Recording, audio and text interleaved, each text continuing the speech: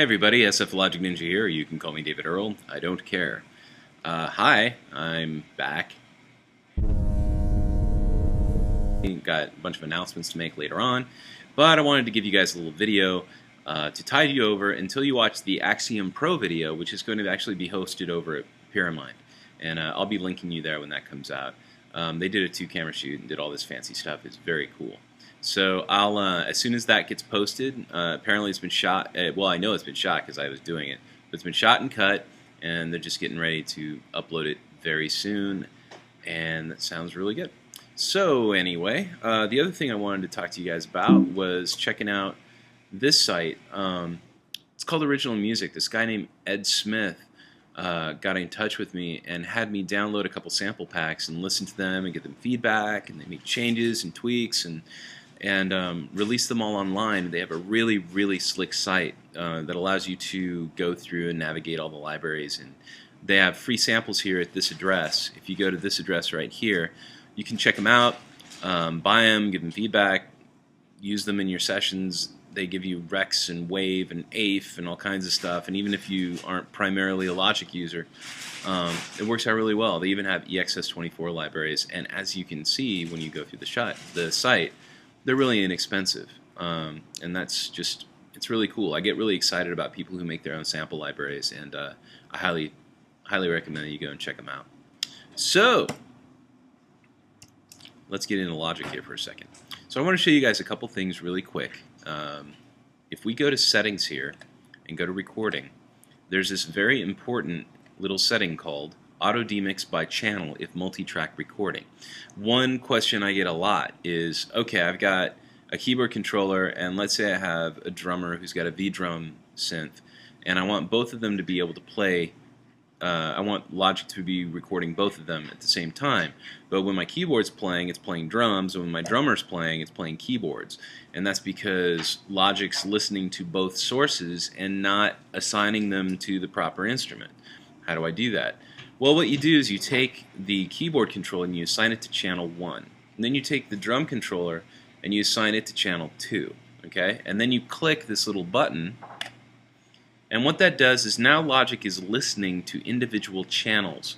So when it receives channel 1, it's going to use whatever is sending channel 1. It's going to send that to the track that's listening to channel 1. So there's the other part of our equation. If I go to this instrument over here, how do I assign it so it's only listening to channel 1? Well, we need to open this little area, which we haven't talked about very much, but this is a really cool little area to get familiar with. So I go to MIDI channel, and I tell it, instead of all, which means it's regardless of MIDI channel, it's just going to play, I'm going to turn that to channel 1. And then I'm going to create another instrument, and this one's going to be assigned to channel 2. Okay? So now this channel will listen to the controller that's sending out channel 1. This will be listening to whatever's coming out, whatever controller is sending channel 2.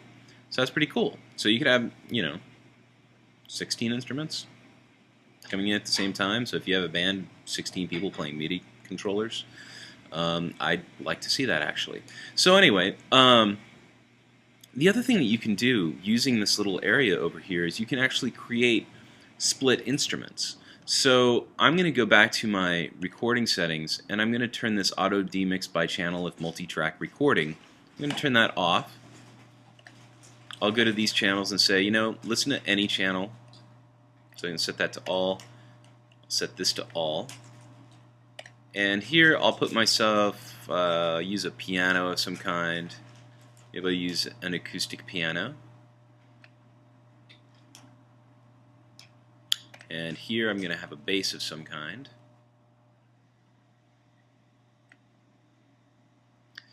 And then I'll have another instrument. Now, one thing that's kind of funny about this area over here in the inspector is when you get too many plugins, you start to lose where your channel strip settings are. It's kind of a pain. You can just close this little area up here, and then you get it back. So I'm going to click, and I'm going to go to synthesizers, pads, and oh geez, I have no idea because I don't usually use presets. Blue carpet. That sounds trippy. That'll do just fine. So you got a Steinway, we got a bass, and we got blue carpet. Very nice.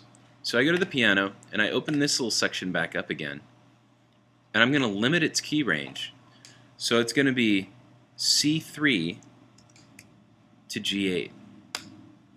Now, C-2 to G8 is the entire keyboard.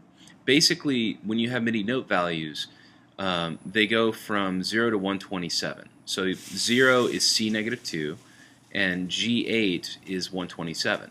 Because you can only have 127 different MIDI anything, because MIDI is 0 to 127 for parameters. And that's a steak that I'm about to eat. So anyway, so I'm going to go to the bass, and the bass I'm going to limit it from C-2 to B2. Aren't you guys hungry right now? And girls? And then my pad is going to be the entire keyboard. So I'll turn the pad down a little bit, and there's my piano, there's my bass, there's my blue carpet. So I get bass. Anything below C3 is bass and pad. Anything above C3 is the piano and the pad. So then, you know, you can play smooth jazz. No, I'm just kidding. When you record, it's going to record whichever track you have selected is going to be the actual object, and then it's going to create aliases below.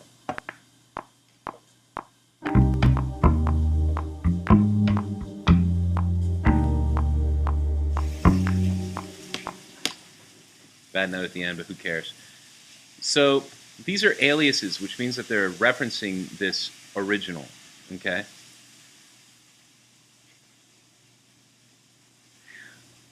I'm totally going to leave that in. So that's how you can create split instruments in Logic. Oh, and by the way, if you need to get into these things, if you just double click, it says, hey, this is an alias without any data. You can say, turn it into a real copy, and then you're good. So that's killing me. I need to eat something. And it's almost ready because I like my steak rare. Anyway, hope you guys are doing really well. It's nice to see you again, well, virtually. And I will be back to you soon with a lot of cool stuff. All right, so take care.